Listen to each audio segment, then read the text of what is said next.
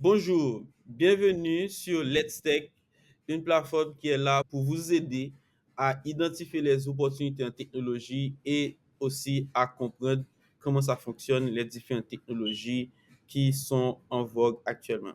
Aujourd'hui, nous recevons Jean Campola, qui a une très longue expérience dans l'informatique en général, mais aujourd'hui, il va nous parler de sa dernière trouvaille qui est le SAP, qui est un ERP énorme. Il va nous expliquer tout ça, c'est quoi un ERP et comment ça fonctionne et quelles sont les opportunités aujourd'hui en Amérique du Nord et pour quelqu'un qui serait intéressé par cet outil-là. Sans plus tarder, je laisse la place à Jean Campoula qui va nous entretenir environ pendant une heure sur ce sujet. Salut Jean Cam, ça va bien? Oui, ça va bien. Merci Montreuil. Merci à tous les téléspectateurs, les abonnés de la plateforme, les gens qui sont toujours au rendez-vous pour être au fait des nouveaux développements dans les nouvelles technologies. Bon, je me présente un tout petit peu. Je suis en IT, technologie de l'information, depuis les années, je pourrais dire très modestement 2000. Ok, Mais de manière formelle, j'ai commencé à travailler comme informaticien dans les années 2004-2005. ok, Et j'ai un diplôme, j'ai un bachelor degree en informatique. Et je me suis spécialisé pendant un bon bout de temps en base de données, en développement d'applications web. Et toute ma carrière est construite dans sa majorité dans le développement d'applications web où j'ai travaillé pour plusieurs compagnies. J'ai aussi travaillé et pour pas vraiment en freelance. J'ai été fondateur d'une firme informatique qui travaillait sur les logiciels open source surtout. Et on avait développé pas mal de logiciels sur les technologies open source. Et aujourd'hui, je travaille pour une grande société ici au Canada, au Québec. Et je suis consultant basis en SAP. J'ai fait un virage technologique, comme j'aime le faire de temps à autre dans ma vie. C'est mon troisième virage technologique. Et le premier virage, alors, j'ai commencé comme IT manager, j'ai géré les systèmes physiques, les ordinateurs, les réseaux, etc. C'était ma première vie en informatique. J'ai fait un virage technologique vers la programmation et le développement. C'est là où je fais la plus grande partie de ma carrière, où c'est là que j'ai fait les plus grandes connexions, où j'ai vraiment été, je ne vais pas dire le plus performant, je ne vais pas me juger, mais que j'ai été, c'est là où je me suis rendu que j'étais été très utile à la société. Et après, je me suis allé vers SAP parce que arrivé ici, j'étais arrivé dans un environnement où la demande de développeurs à une époque bien donnée après la pandémie, la demande pour des développeurs web en particulier était un peu en baisse. Et c'est le moment arrivé de changer de technologie quand il y a des difficultés sur le marché. Alors, comme ici, c'est une plateforme de conseil aussi que l'on donne aux gens, il ne faut pas vous mettre dans des boîtes. Il faut toujours avoir une mentalité de sortir de la boîte à chaque moment que cela est nécessaire. Donc, vous mettre toujours dans une boîte, je suis développeur à vie, je vais être développeur pour 1000 ans, on ne vit pas 1000 ans, mais disons pour 40, 50 ans, ça ne veut rien dire. Pour plusieurs raisons. Lorsqu'on commence à faire sa carrière, on a commencé à avoir 10 ans, plus de 10 ans d'expérience par exemple. Un exemple simple. Quelle que soit la quantité d'années d'expérience que tu ajoutes sur ça, le plus souvent on va vous dire que tu as 10 ans et plus d'expérience. On ne va pas dire que tu as 14 ans, 15 ans. C'est même pas pertinent.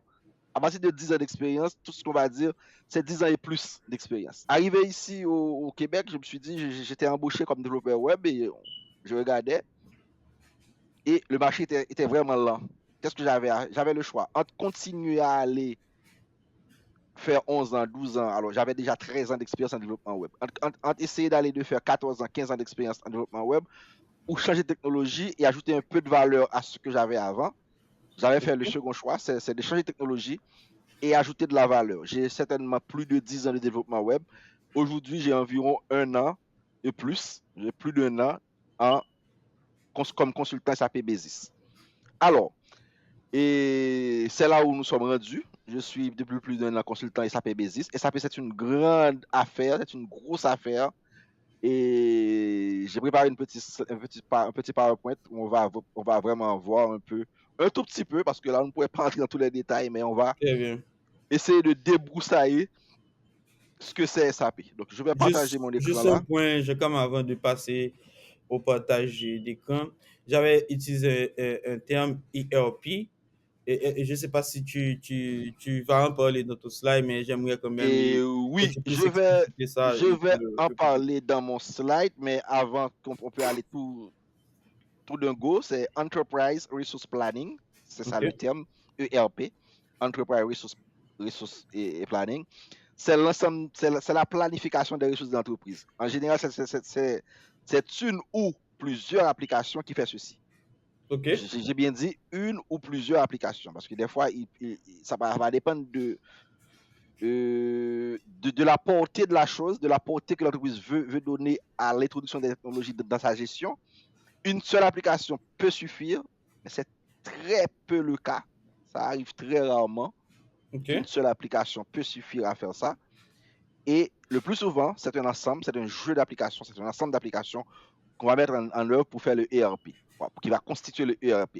Mais SAP, on va voir ça tout à l'heure, a pu quand même construire à lui seul un ERP qui est un socle assez dynamique, qui offre beaucoup de possibilités à l'entreprise à travers différents produits SAP. Donc là, il ne s'agit pas d'un seul produit. Il y a quand même un produit main qu'ils ont appelé par abus de langage ERP, qui OK? fait le plus gros du resource planning. Je veux dire, ça va faire le payroll, ça va faire la gestion des ordres d'achat, des ordres de vente, la gestion du stock, par exemple, la gestion un peu de ressources humaines et la gestion des approvisionnements. Ça va couvrir quand même une grande partie de ce que fait une entreprise, la gestion de la production. Il y a même des produits SAP qui vont aller jusque dans les machines qui produisent. Ils ont des systèmes avec des capteurs qui vont capter tout ce qui se fait. Ça arrive jusque-là. Mais je le dis toujours, lorsqu'on parle d'un ERP, dans ma tête à moi, c'est pas toujours un seul logiciel. Certainement, SAP a un logiciel qui fait un gros travail en termes de ERP, mais il ne fait pas absolument tout. Et même à l'intérieur des SAP, par exemple, ils ont une branche qui gère séparément les ressources humaines. OK. Donc, Mais par exemple, dans le cas des ressources humaines, ça reste quand même dans l'écosystème SAP. bien sûr, OK. c'est tout ce qu'il y a. Alors, on va un peu voir tout à l'heure, peut-être à la fin de la présentation, les bons, les mauvais côtés, les côtés neutres, et quel intérêt l'entreprise a à faire du SAP, quel intérêt l'entreprise a de ne pas faire du SAP aussi, ça arrive. OK, pour commencer, SAP, la première remarque qu'on va faire et qui va être drôle, n'est pas une entreprise américaine. Pourquoi je dis ça ainsi? La plupart des applications, des logiciels ou des entreprises qui sont des éditeurs d'applications qui ont eu un nom, qui ont une présence dans le monde, dans la majorité des cas, tu vas voir, c'est une entreprise américaine. À la rigueur nord-américaine, c'est-à-dire ça vient du Canada ou des États-Unis. Il y a de quelques cas de la France, etc. Mais SAP, qui est d'abord une entreprise, qui va donner son nom à tous les produits qui vont s'en dériver, est une entreprise allemande fondée dans les années 72. Depuis 72. Exactement. Donc, et vous allez, et rapidement, les gens qui vont utiliser SAP vont se rendre compte l'héritage qu'il y a dans le système avec les anciennetés. 72, il faut rappeler aux téléspectateurs, aux gens qui vont nous suivre, aux abonnés de la chaîne, qu'en 72, il faut pas penser l'ordinateur comme aujourd'hui. Ouais. C'est une erreur grave de penser en 72 qu'il y avait des écrans, des claviers, des souris. C'était pas comme ça. C'était quelque chose d'autre. C'était l'époque des cartes perforées pour Des cartes programmer un truc. perforées pour programmer et les résultats étaient donnés sur du papier. C'était des impressions qui donnaient les résultats directement. Il n'y avait pas vraiment d'écran de cette affaire-là et les écrans sont venus après. OK. Et surtout, c'était des gros serveurs, des grosses machines. Un ordinateur qui pouvait héberger un logiciel SAP à cette époque-là pourrait être dans un building, dans un immeuble de 2 ou 3 étages sans aucun problème. Donc, il faut prendre le contexte. Mais 62 aussi, c'est la période où on va rentrer dans la micro-informatique aussi. C'est une période charnière. C'est un point de bascule. Dans les années 70, fin 70, on va rentrer dans la micro-informatique aussi. Bon. C'est entre l'ancien temps et le nouveau mode. Et c'est le moment là que SAP fait sortir sa version de SAP. Donc, évidemment, on va voir les différentes évolutions qu'il y a eu dans cette affaire-là. Et donc, c'est le leader mondial dans le domaine de ERP. C'est le leader mondial. J'expliquais un peu avant ce qu'était un ERP. C'est une entreprise resource planning. Ça planifie les ressources de l'entreprise. Ça permet de gérer une entreprise a priori, on pourrait dire de A à Z. Il est surtout connu pour son ERP. C'est ça sa force, c'est l'ERP qui est le cœur de SAP. Et dans sa version moderne, ils ont changé ça de nom. Ok. S4 bon, c'est un peu comme ça. C'est la version moderne de l'ERP. SAP est dans près de 180 pays, pratiquement tous les pays de la planète, en quelque sorte. Ouais, C'est ouais. pratiquement 90% des pays de la planète, parce qu'il y a environ 200 pays. Il est déjà dans 180 pays. Et il offre aujourd'hui des solutions en cloud. SAP aussi a une division qui offre des services et des supports. Donc, quand tu as une version de SAP installée, vous pouvez toujours prendre un abonnement, un plan pour le support, ou bien ils peuvent vous facturer pour le support directement si vous voulez faire J'ai quelque j'ai- chose. j'ai juste une question rapide. Mhm. C'est-à-dire, quand tu dis cloud avec des solutions SaaS, c'est-à-dire aujourd'hui, SAP, tu peux acheter un abonnement SAP sur le cloud et tu as tout l'écosystème en SaaS. Exactement. Là, c'est le SAP BTP, le Business Technology Platform. Donc, ils ont développé ça récemment, le SaaS. C'est leur SaaS. Donc, ils vont transférer tout ce qu'ils ont, tout ce qu'ils font, ils vont le transférer au fur et à mesure vers le SAP BTP, qui c'est Business Technology Platform. Donc, tout ce que tu pouvais faire avant de les autres systèmes SAP, vous allez pouvoir le faire dans le futur de manière full cloud avec le BTP. Très bien. Donc, ça, c'est les débuts de SAP un peu. Maintenant, l'historique de l'ERP, comme l'ERP, c'est le cœur de SAP, c'est pour cela que SAP est le plus connu. Donc, nous allons voir comment a évolué les différentes versions de son ERP. En 1972, a sorti le SAP R1. C'est la première version du ERP. Et rappelez-vous de ce mot-là, R1. R/1. Ça va rester jusqu'à 2004. Okay? Cette notation-là. C'est un système monolithique, comme on le faisait dans cette époque tout d'ailleurs. C'est comme ça que tout le monde le faisait. Un système à un seul niveau. Les couches présentation, application, base de données sont formées en un seul bloc, sur une seule machine, sur un seul composant, un seul, entre guillemets, on pourrait dire aujourd'hui exécutable, même si ce n'était pas le terme à cette époque, mais si on veut le traduire en terminologie actuelle, c'est comme si on avait une application exécutable qui renfermait tout. La base de données y était inclue, la présentation, les applications, les différents serveurs de connexion, tout était en un seul code. Il y avait un seul codage pour Donc, cette application. là-dedans, c'était un mastodonte, en fait. C'était un mastodonte, c'était un stack Yeah. unique, un stack unique. Après, alors ça a duré environ 7 ans, 72 à 79. Et rappelez-vous tout à l'heure que je parlais il y a une sorte de tournure entre les années 70 et les années 80, où dans les années 80, on va passer presque au micro-informatique. Donc, SAP aussi s'est adapté à cette affaire-là. Ils ont sorti le SAP R2. Le SAP R2, de 80 à 91, va adopter l'architecture à la mode à cette époque tout d'ailleurs, l'architecture mainframe. Il y a les gros serveurs mainframe. Et dès lors, il sépare l'application en deux au moins. C'est cela qu'on appelle SAP R2. La base de données était séparée. Et à cette époque, il va y avoir des éditeurs de base de données assez connus dans le monde, comme Oracle, qui vont faire les apparitions. Donc, il est possible de connecter une base de données séparée à l'application SAP. Et la couche applicative fait le reste du travail. Mais ça reste quand même que la couche applicative est quand même toujours liée à la couche présentation. Donc, il n'y a pas encore de séparation entre la couche applicative et la couche présentation. Donc, là où il y a l'application, c'est là où se trouve la présentation aussi. Et en 92, une modernisation essentielle qui va aussi aller avec la mode de l'époque. Parce qu'en 92, la mode, c'est le web.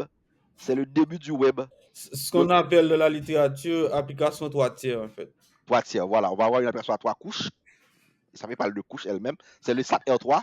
Et aujourd'hui, j'ai des clients que je travaille pour eux qui ont encore des SAP R3. J'utilise des systèmes SAP R3 pour le moment. C'est une parenthèse. OK. Donc, c'est la présentation est séparée de l'application et de la base de données. Et ici, il te permet d'avoir n'importe quelle base de données qui est reconnue sur le marché, qui a les spécifications de base. Oracle va faire l'affaire, Microsoft SQL va faire l'affaire, DB2 ou bien IBM, n'importe quelle base de données qui répond aux normes acides va faire l'affaire. Après, en 2004, ils ont modernisé, ils sont passés à SAP EEC. J'ai aussi des clients qui fonctionnent avec le EEC. Bon, pour ne pas dire, la majorité des clients que j'interviens fonctionnent avec le SAP EEC. Donc, j'ai au moins un client qui est encore sur R3 et la majorité nos clients la majorité des clients que je travaille avec sont sur SAP EEC. C'est quoi la Et différence de structure entre le R3 et le EC? le EEC va continuer les mêmes systèmes de 3 couches, mais on va moderniser l'application de plus en plus. C'est une question de modernisation. Ce n'est rien de sérieux vraiment. C'est un peu du R3 modernisé. Donc, Ok. on va reformuler le code, on va optimiser l'application pour les nouveaux matériels parce que un matériel de 92 et un matériel de 2004, c'est pas le même matériel. Donc, on va Mhm, mhm. surtout faire de l'optimisation pour le matériel, pour les CPU, pour la mémoire, pour les disques durs. Et là où il va y avoir un vrai changement, c'est à partir de S4 HANA, SAP Ok. S4 HANA, ou bien on dit SAP S4 HANA. Et ça, là, c'est le changement. Et c'est de 2015 à nos jours. Très peu de clients ont déjà migré sur ANA. Le processus de migration continue. Parce que imagine-toi que tu as un client qui commence à utiliser SAP à 80. Mhm. Le demander de migrer vers ANA, c'est ardu, c'est difficile parce que il faut vraiment changer beaucoup de choses. Donc, mais SAP encourage et accompagne les entreprises à faire cette migration. Après cette SAP migration. HANA, qu'est-ce qu'il y a de nouveau dans SAP HANA? C'est une grande nouveauté. Pour la première fois, SAP a développé sa propre base de données. Hmm. Mais non Ok. seulement sa propre base de données, mais utilisant une technologie aussi qui va permettre une meilleure efficacité des applications SAP sur cette base de données-là. Donc, tu as une base de données en mémoire. C'est une base de données qui est chargée en mémoire, qui utilise un procédé de stockage en colonne au lieu de en ligne comme on le fait de manière habituelle avec les bases de données que nous utilisons au jour le jour. Donc, ça va permettre aux applications SAP développées sur cette base-là d'aller beaucoup plus vite, de stocker plus de volume et d'être plus performant en général. Et aussi de pouvoir Ah, faire la migration vers le cloud plus facilement. ah oui, justement, parce que surtout les systèmes de big data avec grande volumétrie, et Voilà. ça passe nécessairement par une structure en colonne parce que ça permet d'aller beaucoup plus vite que si on faisait la lecture en ligne. Et tout à fait. Mais j'avais une question rapide et par rapport à ça. Est-ce que dès le départ, SAP avait, c'est comme ce que j'avais compris, c'est qu'il y a l'écosystème SAP et il y a différentes applications en fonction de ce qu'on veut faire. Il y a une application et ressources humaines, il y a une application qui gère les stocks, par exemple. Est-ce que c'est dès le départ ou bien c'est à partir d'un moment là, de ces 5 versions où SAP a commencé à introduire? C'est un peu, comment je pourrais dire ça? Je ne vais pas dire que c'est un mix des deux, mais ça a évolué au fur et à mesure. Au fur et à mesure, SAP a trouvé aussi par des acquisitions d'autres entreprises. Par exemple, s'ils achètent une entreprise spécialisée dans tel domaine, ils vont l'intégrer dans leur système. C'est le cas de nos jours de ce qu'on appelle SAP SuccessFactors. Ils ont acheté une entreprise qui s'appelle SuccessFactors, qui a développé un module de ressources humaines et ils ont intégré ça à l'intérieur. Donc, au fur et à mesure qu'ils font des acquisitions ou bien qu'ils développent de nouvelles choses, ils vont pouvoir aller vers un autre secteur. Mais là, je parlais de l'historique de ERP. On va arriver à l'écosystème tout à l'heure. Et alors, mais quand on parlait d'un ERP qui est SAP ERP, qui domine le marché, c'est certainement, mais c'est pas SAP qui est le seul à bord. Oracle est aussi un éditeur de ERP. On connaît Oracle beaucoup plus pour la base de données, mais Oracle aussi, c'est un éditeur de ERP. Et ça s'appelle tout carrément Oracle ERP. Et Microsoft Dynamics, qui est un éditeur aussi de ERP, Microsoft. Bon, son éditeur, c'est Dynamics. Yeah, yeah. Dans une ancienne vie, pardon, comme dans une ancienne vie, j'avais l'habitude d'intervenir sur le module comptabilité de Microsoft Voilà. Dynamics. Et je crois qu'on a un de nos clients, alors sans ne pas rentrer dans les détails parce que j'ai signé des contrats de confidentialité, mais il y a un de nos clients qui utilise Microsoft Dynamics connecté à SAP. Bon, c'est pour montrer qu'il peut y avoir des connexions intéressantes entre différents types de logiciels. Ça, c'est intéressant. Inor ERP, moi, je ne savais même pas son existence, c'est dans la recherche que j'ai trouvé ça. Bon, je ne peux pas vous dire plus. Sage ERP, j'ai entendu parler de Sage ERP quand j'étais en Haïti. Il y a plusieurs entreprises qui utilisaient Sage ERP en Haïti, mais je ne connais pas grand-chose de cette affaire-là de toute façon moi-même. Et les parts du marché, évidemment, SAP domine 20 à 25% du marché, Oracle AppSuite, Microsoft, Quand Infor, même. que je ne connaissais pas, et puis Sage, qui est assez intéressant. Et Microsoft, lorsqu'on voit Microsoft à la 3e place quelque part en informatique, il faut vraiment être étonné. Il faut être étonné parce que Microsoft, le souvent, c'est toujours en tête. Ouais, Mais c'est ça. ici, c'est seulement la 3e place. C'est pas son fort. OK, maintenant, là, on a parlé beaucoup de SAP, blablabla, mais ce qui intéresse le public ici, est-ce que si je fais le saut pour changer de carrière, si j'étais par exemple programmeur Java, et un bon matin, il n'y a plus d'activité en Java, les salaires stagnent et il n'y a pas vraiment de débouché, tu ne trouves pas d'interview, tu es dans une entreprise que tu n'aimes pas, tu veux changer, ou bien tu as fait assez de temps dans l'entreprise, tu veux changer. Qu'est-ce que je peux faire en SAP? C'est-à-dire, est-ce que c'est un bon outil ou bien un système pour faire un virage? Et oui, je vais vous dire pourquoi. Et alors, je ne vais pas faire l'avocat de SAP, je ne vais pas demander à tout le monde de passer à SAP, c'est pas le but. Ouais. Mais si quelqu'un veut passer à SAP, je vais vous donner quelques indices qui vont vous permettre Les bons de vous retrouver. arguments, les bonnes raisons, comme Ok. on dit. Par exemple, il y a des gens qui disent que moi, je suis un programmeur, je suis toujours programmeur, je ne me vois pas être autre chose que programmeur. Pas de problème. Si tu veux changer et pour te lancer dans SAP, tu peux toujours faire de la programmation SAP.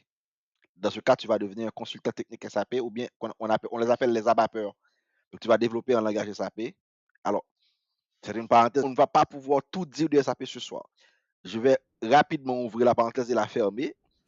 SAP a développé un langage de programmation propre pour ces systèmes pour permettre aux entreprises de développer des modules personnalisés. Attends.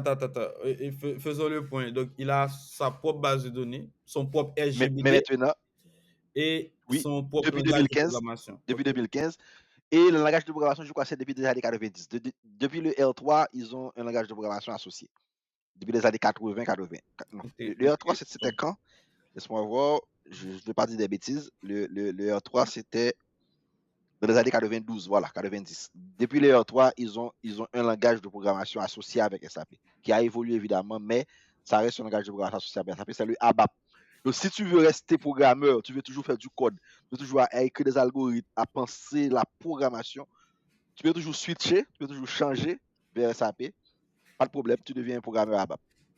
Okay. Si tu es du côté fonctionnel, tu analyses pour les clients, tu cherches à comprendre les besoins des clients pour leur proposer des solutions, tu deviens dans ce cas un consultant fonctionnel SAP. Il y a des architectes SAP qui ont le même rôle qu'un architecte de solutions logicielles. Donc, tu vas dire l'entreprise Montreuil Incorporation a tel problème. Voici l'architecture SAP que je vais mettre en place. Je vais lui donner un ERP. Ça va se donner sur une base ANA. On va héberger ces services dans le cloud. On va prendre l'abonnement à SAP BTP, etc. Bon, voilà. Je fais un peu la topo. Donc, il y a des architectes de solutions SAP également. Consultant SAP Basis, ce que je suis. Nous faisons de l'administration système. Parce que SAP fonctionne sur une couche de l'operating system. Mais des operating systems. Parce que SAP peut être déployé sur pratiquement tous les operating systems qui existent. Bien que dans les dernières versions de SAP, le SAP HANA par exemple, il semble y avoir un parti pris, ça je le dis carrément, que SAP a décidé de le faire pour les Linux, pour le moment. Et SAP HANA n'est installable que sur Red Hat ou bien sur OpenSUSE, qui sont des distributions Linux. Donc tu ne peux pas installer SAP sur Windows, tu ne peux pas le faire sur IBM, c'est fini. SAP HANA, SAP HANA. SAP, le système ANA est installé sur des Linux. Donc, système ANA, pour rappel au public, c'est la dernière version de ça. La dernière version, de 2015 à nos jours, c'est cette version-là qui est en utilisation. C'est installé sur des Linux. Donc, tu ne peux pas avoir une machine autre que Linux qui va avoir du ANA. C'est soit du Red Hat, soit de l'OpenSUSE. Ou bien sur des serveurs dédiés pour ça que SAP met à votre disposition, mais qui vont quand même avoir dessus. Tu peux être consultant BI, comme montré avec nous, est un consultant BI. Tu peux être un consultant SAP BI parce que SAP a développé un module Business Intelligence, ce qui est logique parce que ils ont beaucoup de données. Au fil des années, beaucoup de données ont été produites et ils collaborent. Ils ont des clients qui sont des entreprises qui sont volumétriques en termes de données. Donc, créer un module SAP BI était pratiquement une conséquence de cette affaire-là. Ils l'ont fait. Et est-ce que ça donne un avantage par rapport à, par exemple, Power BI ou bien un autre système de reporting BI? Pas vraiment. Mais la seule chose que si tu es dans un environnement déjà SAP, c'est plus simple quelque chose. C'est plus simple parce que si tu veux connecter par exemple Power BI, encore une fois, j'ai un autre client qui a Power BI qui est connecté à SAP. Donc, il n'utilise pas le BI Ok. SAP, il utilise le Power BI. Et là, il faut avoir par exemple un connecteur qui va faire la connexion entre le Microsoft Power BI et Yes, ok. les volumes de données qui sont à l'intérieur de SAP. Donc, tu peux, c'est aussi une carrière. Il y a aussi le project management SAP. Alors, il faut vous dire vrai, il n'y a pas, j'ai répertorié 14 carrières. Peut-être qu'il y en a même plus. Mais Ah, j'ai répertorié 14 carrières. Je n'ai pas tout donné là. Par exemple, donc, il y a administrateur SAP sécurité. C'est une carrière que je fais un tout petit peu. Parce que dans mon rôle de SAP Basis, des fois, il y a des trucs de sécurité. Ça va dépendre du type de contrat qu'on a avec le client. Il y a des clients où je fais un peu de la sécurité. Tout petit, mais c'est pas beaucoup, mais ça arrive. Mais donc, il y a une spécialisation. Si tu veux faire sécurité seulement, tu te spécialises. donc, pour dire aux gens, là, la liste que tu présentes ici, c'est une liste qui n'est vraiment pas exhaustive. C'est pas exhaustif. J'invite les gens à faire de la recherche. Et on parle tout à l'heure de ANA. Le fait que ANA est sorti, le S for ANA, le S4 ANA, eh bien, désormais, il y a un rôle de consultant ANA, tout simplement. Tu es consultant sur ANA. Et il y a même une certification qui existe pour cette affaire-là. Donc, Ok. c'est vraiment là, moi, je suis en train de lire ce que j'avais comme source. Il y a des choses que je connais que je n'ai même pas vues dans mes sources là. Ok, c'est ça. Il y a le SAP HCM, Ok. Human Capital Management. Tu es un consultant ressources humaines pour SAP. Il y en a beaucoup. Il y en a vraiment beaucoup. Mais je Tu me peux être mets là. analyste de données de SAP, par Ah, exemple. ok, intéressant. Donc, attends, là, ma question c'est que, en fait, je me mets à la place de la personne qui regarde cette émission et qui se dit, ok, je suis à un stade de ma carrière où j'aimerais changer de métier, faire une transition, si je puis dire. Maintenant, ça va dépendre de deux critères principaux. C'est combien de temps que je vais prendre pour faire cette transition-là et c'est quoi les salaires par rapport à ça. Donc, je Je vais pense que, répondre là à la première question. très bien, très bien. Combien de temps ça prend? Ça va dépendre de ce que tu veux faire en SAP. Il y a des carrières SAP qui sont plus exigeantes. L'une d'entre eux, c'est le SAP Basis. C'est assez exigeant. Là, tu vas travailler dans les systèmes, tu vas être administrateur des systèmes. Tu dois avoir un bon background dans les operating systems aussi. Tu dois connaître ton Windows, ton Linux assez bien. C'est-à-dire, Ouais. avant d'entrer dans Être ça, prêt. il faut avoir comme des prérequis Des en prérequis assez administration, sérieuses dans en l'administration administration système. système. Voilà. OK.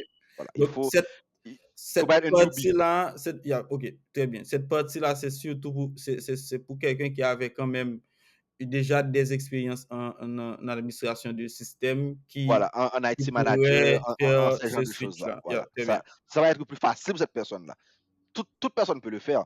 Mais une personne qui avait déjà une certaine habitude dans les serveurs, qui savait manipuler des commandes Linux, qui savait aller sur les Windows, faire des trucs et d'administration, cette personne-là sera plus à l'aise. Ça va être Par ça. exemple, si tu veux être un SAP BI, tu vas avoir un background BI quand même. Ah Sinon, oui, tu oui, vas oui. apprendre de A à Z, ça va être plus dur. Donc, pour moi, la courbe de formation te permet de passer de 0 à 1 an, tu peux passer de débutant à intermédiaire, en 0 à 1 an. Moi, j'ai commencé à 0, je connaissais que le nom SAP, j'ai environ 1 an de SAP, je me considère encore comme un intermédiaire pour le moment. Non, mais Et n'oublie pas que tu as quand même plus de environ oui, 20 oui, ans oui, d'expérience. oui, oui, C'est-à-dire, oui, évidemment, pour évidemment, quelqu'un évidemment. qui, pour Oui, oui, quelqu'un qui, attends, j'avais beaucoup de prérequis.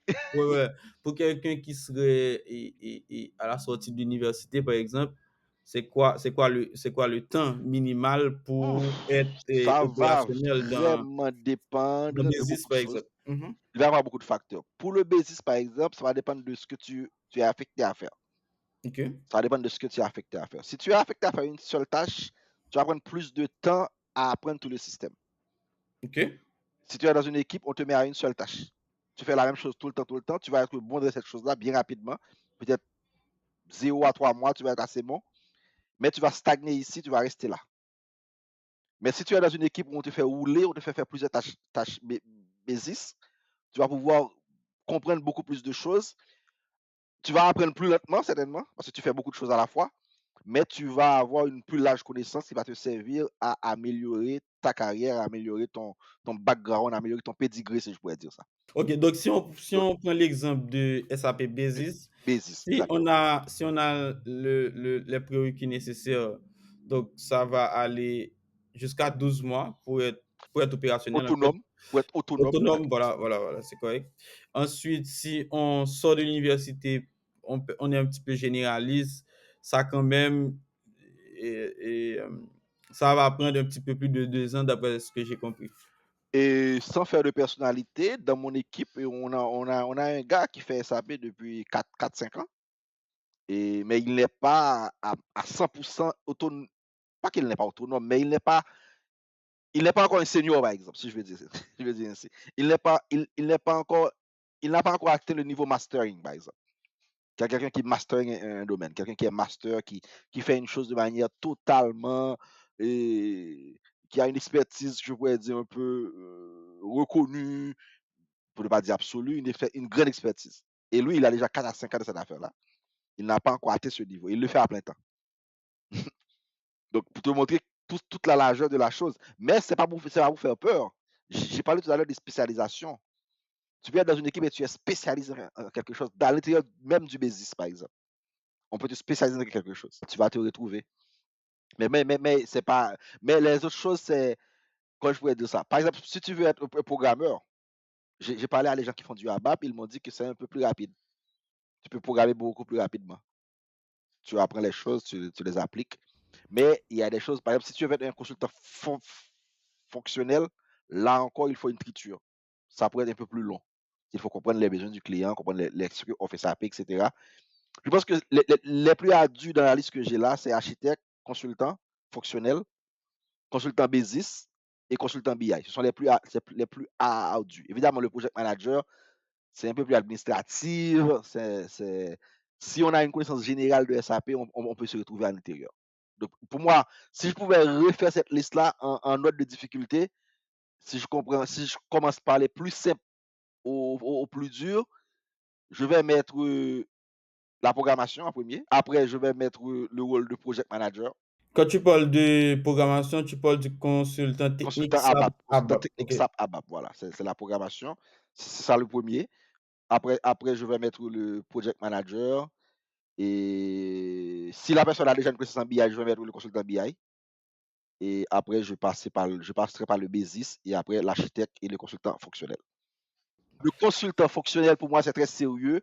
Ce qui est drôle, c'est que le consultant fonctionnel n'a pas besoin d'avoir une technicité vraiment dans SAP. C'est ça qui est le plus difficile. Il n'a pas besoin d'être programmeur, il n'a pas besoin d'avoir des connaissances dans Windows, dans Linux, tout ça. Mais il doit comprendre SAP et comprendre les solutions proposées aux clients. C'est la partie la plus ardue pour moi. On va voir toujours dans les salaires, peut-être que ce sont les gens qui font le plus d'argent. Bon. Voilà, justement, j'allais enchaîner par cette partie parce que quand même, quelqu'un qui souhaite et transitionner, migrer vers quelque chose d'autre, c'est quelqu'un quand même qui regarde le paramètre des salaires. Donc, Voilà, là, c'est quoi le salaire aujourd'hui? j'ai une petite liste que je ne divulgue pas, j'ai une que je divulgue. Ok, j'ai seulement résumé les salaires en salaire moyen. Dans le monde des salaires, ici au Canada, ça commence à 90K, ça se termine à 120K. Et je vais faire une dérogation, le salaire d'un débutant commence à 70K et termine à 85. C'est dans la fourchette. Et si tu as plus de 8 ans d'expérience, ça va de 110 à 140 au Canada. Et aux États-Unis, c'est 110 à 150K pour le salaire moyen. Un débutant, ça s'en va entre 80 et 100K. Quand même, Là, on parle hein? de dollars américains. On parle de dollars. Toutes les données sont dans les monnaies du pays concerné. OK? Mhm. Quand je dis 100K ici, c'est le dollar américain que je parle. Dollar américain, très bien. Et un senior expert aux États-Unis, ça va de 140 à 180K. Pour les gens qui veulent faire une carrière, ça paye États-Unis, 8 ans, et tu vas être tombé dans ce range. J'ai mis Mhm. comme groupe témoin la France. On est francophone, donc des fois on se réfère beaucoup à la France. C'est le pays qui a les plus bas salaires dans le domaine SAP. OK. Et le salaire moyen est de 50 à 80 euros. Donc, si on fait la conversion, vu le taux de l'euro qui est pratiquement le taux du dollar. Donc, c'est un peu en deçà du dollar canadien et du dollar américain en termes de quantité d'argent que va faire cette personne-là. C'est presque la moitié, et c'est comme Pour le moitié dollar plus. américain, c'est pratiquement la moitié. Pour le dollar canadien, c'est peut-être 80% environ que va faire cette personne-là par rapport. Et c'est pour cela que dans l'équipe SAP que je travaille, et alors pas dans mon équipe exactement, mais dans les entrecroisements que l'on fait, on trouve des Français de temps à autre. Donc, c'est pas pour rien. Et le plus gros salaire en France pour un consultant SAP, et retenez-vous bien, c'est pas beaucoup, 70 à 90. Donc, la France, bon, en tout cas, si quelqu'un veut aller en France faire du SAP, bon courage. Bon, Ce sera tout. l'euro reste quand même une monnaie très forte, mais Oui, mais par rapport au dollar oui, américain, l'euro ne vaut pas deux fois le dollar américain. On voit les ça reste distributions. très faible, vraiment. Et on nous précise aussi que les consultants les plus chers sont le SAP FICO, que je ne connais pas trop. Le SAP FICO, je ne le connais pas trop. Je ne vais pas mais je crois que ça gère l'entreprise du point de vue des opérations de finance et de comptabilité. Donc, si tu es consultant en finance et comptabilité, tu vas avoir un profil beaucoup plus cher de ce que j'ai écrit ici. Attends, j'ai une Le SAP, question. Ah, ok, bon. La question concernait FICO parce que ouais, c'est finance et comptabilité. j'avais fait une expérience en Dynamics où Dynamics permet justement de d'écrire des scripts, d'aller chercher différents types de données, etc. et pour faire ton dashboard, etc., pour l'aide à la décision. Maintenant, est-ce que le système SAP qui gère cette partie-là, et est-ce que c'est ouvert? Est-ce qu'on peut aller chercher des données, faire des croisements? Ok, moi, je ne fonctionne pas à ce niveau dans SAP. Je ne peux pas répondre. Bon, mais ce que je sais, c'est qu'avec le langage ABAP, on peut faire beaucoup, beaucoup de choses avec sa version de SAP, grâce au Ok. langage ABAP. Donc, si tu as des programmeurs ABAP, tu peux créer d'autres modules dans l'application, tu peux faire des interrogations, tu peux faire tout ce que tu veux dès que tu maîtrises le langage ABAP. Très bien. Ok, super. Et aussi, les consultants SAP SuccessFactors, Tu peux faire un rappel, c'est quoi le success factors? c'est un module, si on veut l'appeler module, c'est un système SAP qui gère les ressources humaines. SAP, ce ne sont pas des modules, ce sont plus des systèmes. Ce sont vraiment des systèmes. Ce n'est pas un module que tu vas installer un système indépendant qui va faire de gestion des ressources humaines, mais qui va être connecté à tous les autres systèmes, évidemment. On va parler un peu de la base de données ANA, qui est la nouvelle technologie que va appliquer SAP de nos jours. Mhm. Si tu permets rapidement, Jacques, et Mhm. je rappelle pour les gens qu'il y a eu 5 versions jusqu'à aujourd'hui de SAP et le SAP S4HANA. Je ne sais pas si je le dis Ouais. Tu correctement. peux dire C'est S4HANA en français ou bien S4HANA en anglais. Bon, c'est Ouais, pas ok. Donc, vraiment. On va S4HANA, réfléchir. c'est Oui. vraiment la dernière version et cette dernière version prend en compte les nouveaux paradigmes, les nouvelles bonnes pratiques en Dans les développement de bases de données. systèmes, bases de données, etc. OK. Alors, je disais que, voilà, on parlait de la base de données ANA. La base de données ANA, il faut comprendre, c'est la nouvelle base de données de SAP. Pendant toute son évolution, à partir de R2, dès que SAP a quitté le système monolithique de R1, SAP s'est toujours appuyé sur d'autres bases de données. SAP n'a pas développé des bases de données pendant des années et la compagnie s'est appuyée sur les autres bases de données, des autres éditeurs. OK. Et Microsoft, Oracle, IBM avec son DB2. Mais à partir de 2015, SAP s'est dit que voilà, je vais faire ma base de données premièrement pour améliorer la performance de mes applications parce que l'éditeur d'application connaît mieux les caractéristiques que doit avoir sa base de données pour performer de manière efficace, de manière optimale avec son propre système. Donc, ils ont commencé à faire leur base de données et non seulement on fait une nouvelle base de données, mais on fait une base de données dans une nouvelle technologie aussi qui commençait aussi à prendre de l'importance. C'est la base de données en mémoire où les exécutions se passent en mémoire. Tout se fait en mémoire et il n'y a que les sauvegardes qui se font sur le disque dur. C'est une technologie. Donc, tout ce qui est entrée-sortie, c'est comme on minimise ça. Tout le processus acide que l'on connaît, tout le système acide que l'on connaît dans les bases de données va se faire en mémoire au lieu.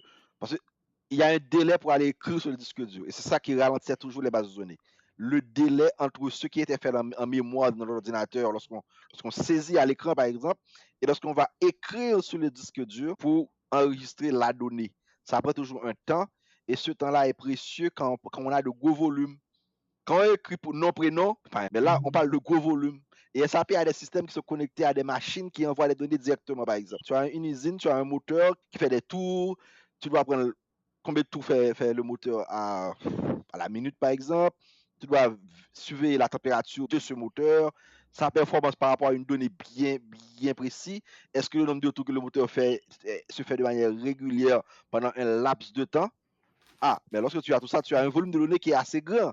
Là, on ne parle pas d'écrire nos prénoms ou bien de saisir quelques informations. Là, on parle vraiment de gros volumes d'informations gérées pratiquement par un IoT, Internet of Objects. C'est un objet connecté à Internet. Un moteur qui est connecté à SAP va être considéré à peu près comme un IoT. Donc, il vous envoie tout ce volume-là. Par exemple, si tu es un météorologue, tu prends des informations sur la météo, sur le temps. Tu vas prendre d'abord la température, la vitesse du vent, la pression. Tu prends ça, par exemple, chaque 2 minutes C'est du data dans une streaming, en journée, fait. et tu as, par exemple, 3000, 4000 stations météo. C'est du gros volume de données. Tout ceci va être géré en mémoire. Ça va être plus rapide. Et la technologie le permet aussi parce que désormais, on a des machines avec beaucoup plus de mémoire. Et la mémoire coûte moins cher qu'il y a 30-40 ans. L'architecture est une architecture de colonnes au lieu de lignes. Les données sont sauvegardées par des colonnes entières au lieu de ligne par ligne. Bon, je laisse ça à Montreuil. C'est Montreuil qui connaît ça beaucoup mieux que moi. Il connaît cette affaire-là. Le traitement de données se fait en temps réel. On a fait la compression de données directement aussi et permet un parallélisme massif. C'est-à-dire qu'on peut avoir plusieurs systèmes vraiment en parallèle de manière massive. C'est vraiment prévu. Parce que sur un système de base de données classique qui va sauvegarder sur les disques durs, faire du parallélisme, c'est un peu compliqué. Parce qu'il faut copier le disque dur, le mettre sur un autre, blablabla. Par contre, en mémoire, c'est plus facile de faire le son dans un système avec mémoire. Et c'est un peu ça pour la présentation de SAP. Je n'ai pas parlé beaucoup de SAP BTP. C'est parce que le SAP BTP est vraiment nouveau et c'est là que SAP va s'orienter. Peut-être qu'une prochaine fois, on va aller en détail dans cette affaire-là. Et parce que maintenant, SAP permet à une entreprise d'aller sur SAP, de prendre un abonnement cloud tout simplement pour résoudre vos problèmes. Tu veux faire du success, etc. Et ça permet aussi de continuer à faire de la programmation de tes propres modules sur ces systèmes-là malgré qu'ils sont en cloud. C'est tout cela que offre ASAP BTP. Et ils sont en train de, je ne dis pas abandonner, mais ils sont en train de, à côté de ABAP, ils sont en train d'implémenter ce qu'on appelle le Fiori. Le Fiori, c'est un système qui va faire du drag and drop, c'est du no-code development. Yeah, De développer sans que tu aies des choses dans un job, tu vas écrire tes flows, blablabla, et c'est fini. Donc, pas de programmeur, pas de développement, pas de code, c'est du no-code ou bien du low-code que le SAP encourage. Et tout ceci se trouve dans le SAP BTP, SAP Business Technology Platform.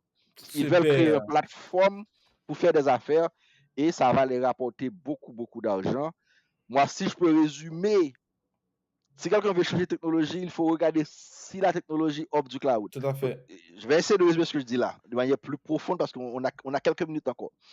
Et si tu veux faire de la technologie, alors, si tu veux changer ta technologie, tu es sur une technologie ancienne ou bien une technologie ordinaire, tu veux passer vers une autre technologie. Regarde bien avant de vous lancer si cette technologie-là implémente déjà le cloud. Parce que si cette technologie-là n'implémente pas le cloud, je te l'assure, c'est une technologie qui est appelée à mourir. Bien que je ne connais pas beaucoup d'entreprises sérieuses qui sont supporteurs de nouvelles technologies, qui sont supporteurs de technologies d'information, qui ne sont pas vers le cloud. Je ne connais pas beaucoup. Mais si tu es dans un secteur, tu vois qu'il n'y a pas de cloud aussi dans ce secteur-là, je te conseille de changer de secteur si tu veux rester en vie. Très bien.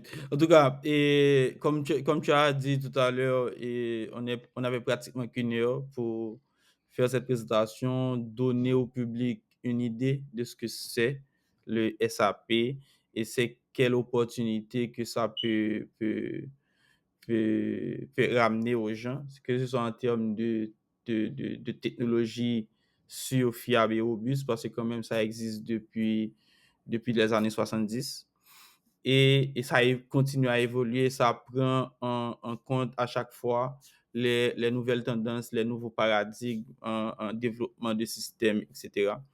Et aussi, c'est un domaine qui quand même est très spécialisé où les salaires sont assez conséquents, assez hauts. assez Mais compétitif, si je peux ouais, ouais, dire. aussi. Et maintenant, tu connais aussi mon point, mon hic avec SAP, c'est le côté fermé, propriétaire, où il est C'est la difficile dernière d'entrer. chose que Donc j'allais ajouter. là, je ne pourrais pas te laisser partir sans avoir abordé Voilà, cette et affaire. et heureusement tu m'as rappelé de ça parce que je pensais pas à parler de ça également. SAP, c'est pas fait pour tout le monde. Moi je le dis. Et si moi et mon frère on se met ensemble là, on construit une petite entreprise, mon Dieu, SAP n'est pas fait pour nous. On a d'autres solutions qu'on peut aller faire, qu'on peut aller utiliser facilement. On ne sera pas client de SAP. Mhm. Moi, si j'ai une entreprise, si j'ai pas encore un chiffre d'affaires qui dépasse le million ou plus, je vais même pas penser à SAP. C'est vrai. Si je dépasse le million et plus, je vais peut-être explorer certaines solutions SAP pour voir si je peux y entrer. Mais là encore, je ne vais pas vraiment y entrer là-dedans. Parce que c'est fait pour les grosses boîtes, pour les grosses cylindries, si je peux dire. J'ai pas vu que SAP a une solution PME. Je dois peut-être refaire ma recherche. Mais à ma connaissance, SAP n'a pas beaucoup de PME dans sa poche. Et je ne crois pas aussi que SAP, pour le moment, fait des advertising vers les PME. Et Mhm. SAP, c'est fait pour les grosses machines pratiquement étatiques. Par exemple, au Brésil, il y a un système SAP. L'État brésilien demande à toute entreprise qui utilise SAP une connexion à son SAP pour vérifier les données financières. C'est une Hmm. exigence de l'État brésilien. Et SAP a développé un système pour ça. SAP a développé un système. Quand tu as un SAP au Brésil, ce système-là permet une connexion rapide du gouvernement brésilien à ton système. Et c'est une obligation des entreprises qui évoluent au Brésil. Tu ne peux pas y échapper. Si tu es au Brésil, Qui utilise SAP, bien entendu. oui, oui, voilà. Si tu utilises SAP au Brésil, tu as les yeux du gouvernement brésilien sur ton affaire en temps réel. Quelque sorte. Donc, pour Ok. résumer, SAP, sa plus grande faiblesse, c'est que c'est fait pour les grosses machineries, c'est fait pour les grosses boîtes. C'est pas pour les petits poussins. Aussi, même les grosses boîtes, quand ils rentrent dans SAP, le coût de sortie est énorme. Si tu étais avec SAP en 1980, il se pourrait que tu sois toujours avec SAP aujourd'hui. Ou bien tu n'existes plus. Mais Hmm. le coût de sortie est Aussi simple énorme. que Ça ne vaut pas la peine de sortir parce que tu n'arriveras pas. ça. On Hmm. a un client qui va sortir, Hmm, ok. mais c'est un client qui a géré un seul secteur dans un seul domaine. Ça va être plus facile pour eux de sortir. Mais si tu avais déjà ton entreprise installée totalement sur SAP, Ça va non, être non, non, non. compliqué. Je pense que c'est ça qui a maintenu SAP en vie aussi. Parce que lors des disruptions qu'il y a eu dans les années 90 et 2000, avec les Mhm. nouvelles technologies, tout ce qui est arrivé, les bases de données portatives, les MySQL, les Postgre, tout ce qu'on pouvait en un clic mettre en place, les entreprises ne sont pas parties de SAP, sont restées avec SAP, et ça a permis à SAP de survivre ce mauvais temps. Parce qu'à cette époque-là, les entreprises qui étaient anciennes tombaient comme des mouches. Ouais, ouais, Et c'est SAP ça. a résisté en quelque sorte à cette vague-là parce que il avait déjà fermé ses plus gros clients à l'intérieur et il a pu prendre cet argent-là pour faire du développement. Et aujourd'hui, ils ont ANA qui est un beau système qui va permettre à cette entreprise-là de rester dans SAP tout en étant moderne. Donc, Donc, c'est c'est ça le comme truc. dès que tu rentres, SAP te verrouille là, et la sortie, ça devient compliqué. Surtout au début, surtout au début. Si tu vois aujourd'hui, je ne sais pas avec ANA, avec tout ce qui se passe là, est-ce que la sortie est plus facile aujourd'hui? Je me questionne. Je n'ai pas fait de recherche sur Ok. cette affaire-là. C'est une chose que je dois rechercher. Mais c'est ça, dans le temps, c'était ça. Tu es un C'est SAP, tu, ça. tu risques d'y mourir ou bien, je ne sais pas. Alors, c'est Ok, pas la donc personne en dans tout SAP, cas, c'est les entreprises. je te remercie, Jean-Cam, pour ton temps, pour ton partage.